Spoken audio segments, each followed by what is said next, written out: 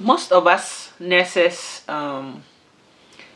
decided to become nurses so that we are able to help others, especially the sick and people who are in a vulnerable state. And like for me, that was the number one reason why I wanted to become a nurse. I just loved helping people. I just loved to put a smile on people's faces.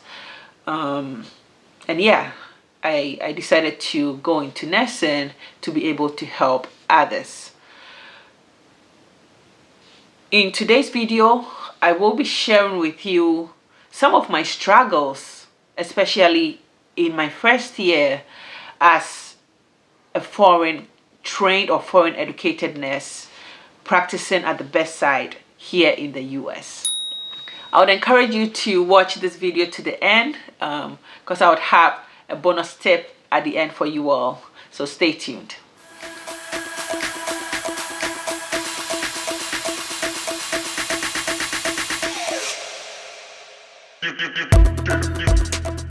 Like we all know, nursing is a very rewarding field. Not only about the money, but it's a field that can bring so much joy to those who work in it because they are helping people, and most times we are seeing the results of the help that we are rendering to our patients. So most of the people who are in the nursing field, I would say, enjoy what they do. But for some of us, we realize that the bedside is not where we are called to be, even as nurses. And for me personally, some of the struggles that I faced as a foreign trained nurse working at the bedside here in the US is something that I did not look forward to. Let me put it. I didn't even know about it. I wasn't prepared for it. So in this video, I will be sharing with you some of my struggles.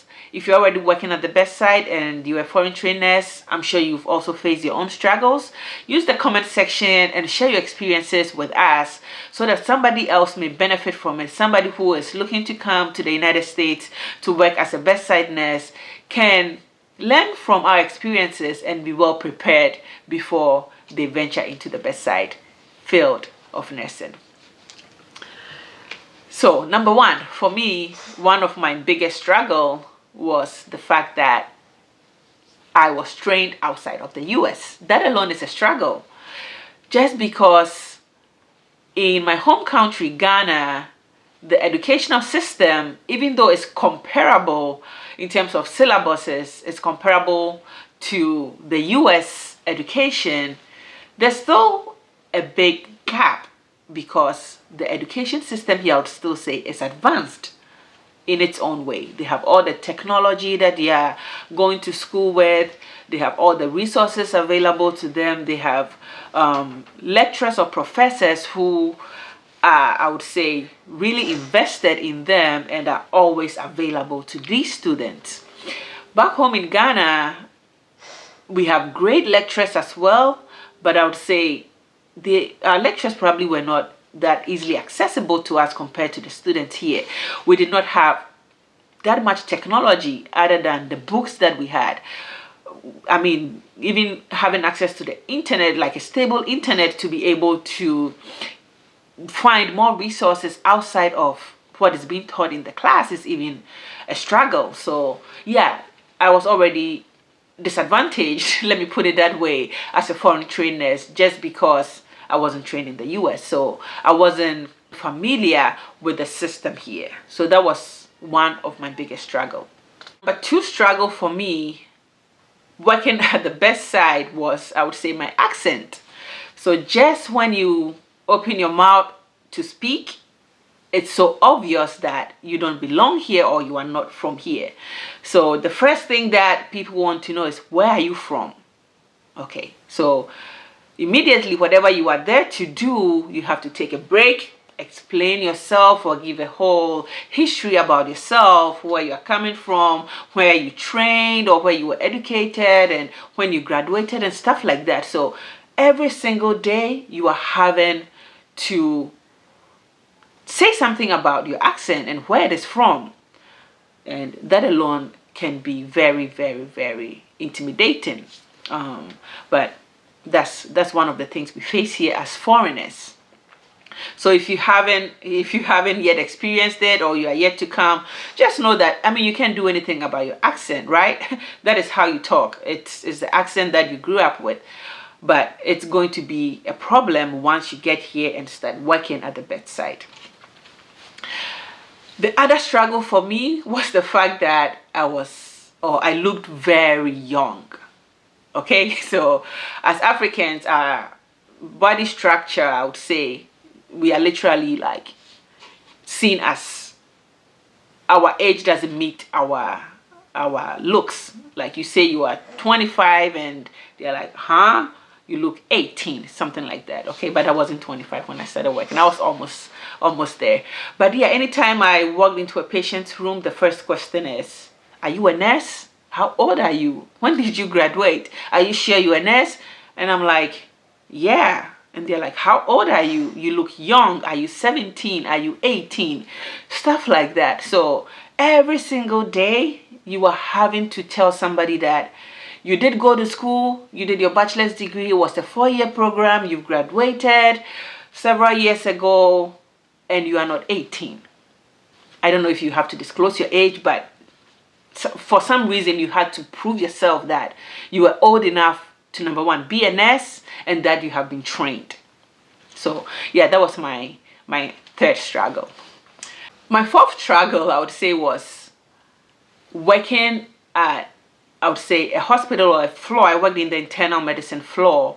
But in my hospital, most nurses, I would say, were white, were Americans, I mean, you hardly saw a black person as a nurse on the floor that I worked. Most of the black people were cleaners or were doing something other than being a nurse.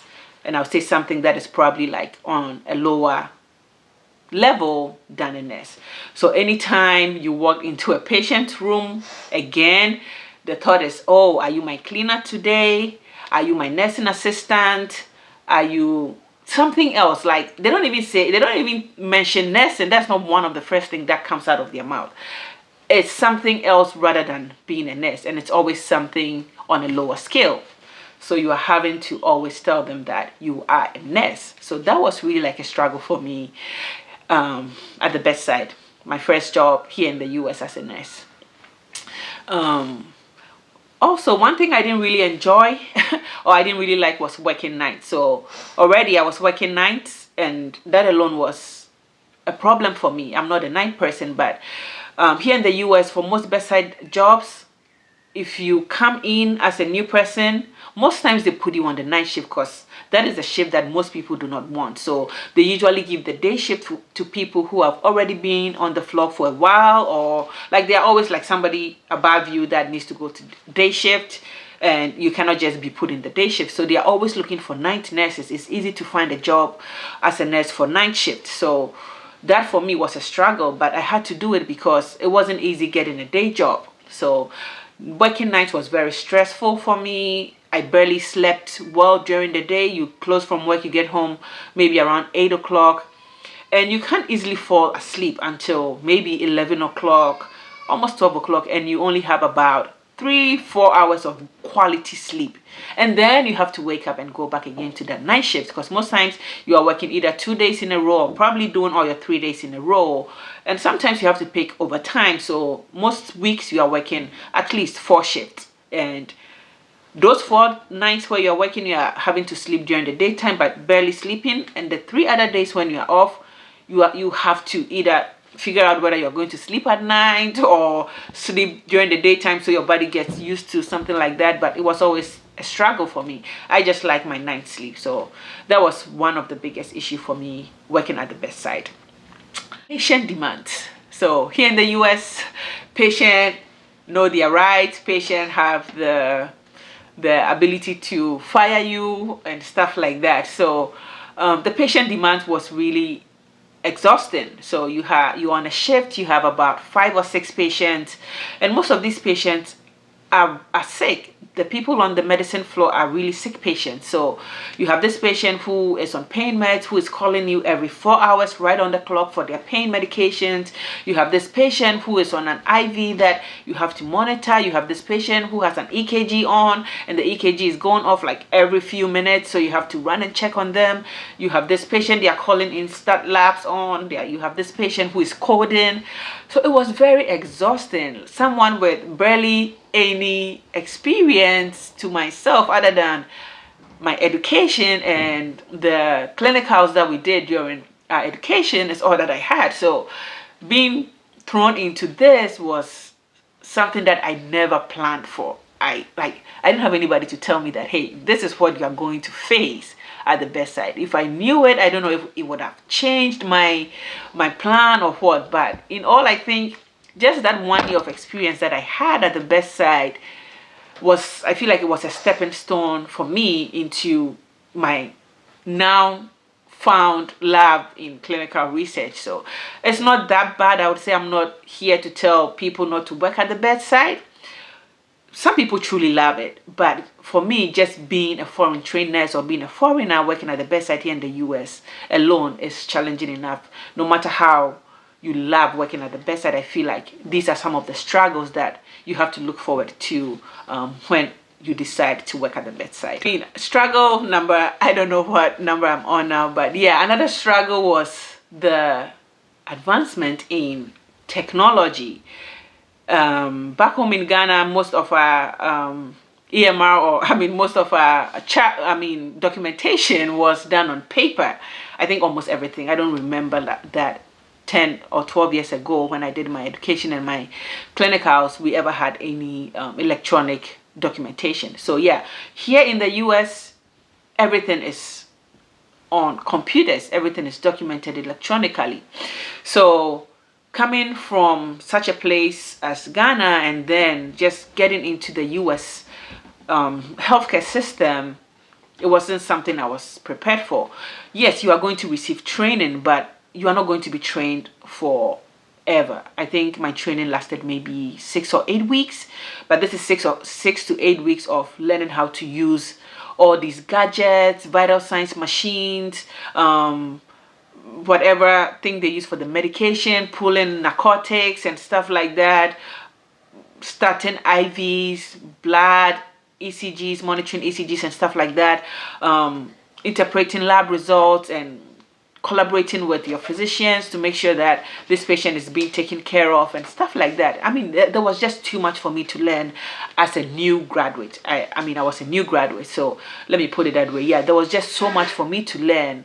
And unfortunately, or fortunately, I mean, it was in a foreign land where healthcare is really advanced. I wasn't prepared for that. So yeah, that was also a big struggle for me. One thing that I would say here is also the fact that you will not be easily accepted, even your skin color alone. I mean, that's what most people will say is racism. Back then, I didn't know that was what it is. I mean, I had heard of racism, but it's like you are not prepared for it. So even when somebody's doing something to you, you don't even consider it as that. You just feel like the person hates you or the person is just trying to be mean or something like that. But yes, I would say, looking back at what I went through as a bedside nurse, being a foreign trained nurse, it was purely racism. So most people will not want to associate with you, especially if you are one of two or one of three black nurses on the floor where everybody else is of the white color. It's not easy to mingle. You are easily spotted out. Like wherever you go, it's easy to spot you because there's not many of you. So yeah, people were not, I would say, nice. They were not welcoming enough to make you feel like this is a place you can call home. But of course, there are a few people out of the lot. There are one or two people that truly make you feel welcomed. And I was very fortunate to meet my good friend, my only Obroni friend, I call her. She really is my only Obroni friend. Or now I have a few Obronis, but she's still like my number one Obroni friend. Sarah, God bless you. I'm glad I came across you. But yeah, she welcomed me. She made me feel like she understood where I was coming from. All the struggles, the differences in culture, the differences in technology and all that. She really made me feel like, oh, I understand where you're coming from, and I'm here to support you. I'm here to make this transition very welcoming for you, let me put it that way. So yes, she guided me. She became my preceptor at some point, but she wasn't my original preceptor. But yeah, she became my preceptor. Basically, she trained me on the job to make sure I was up to scale and ready to function independently. And she has always been available to me.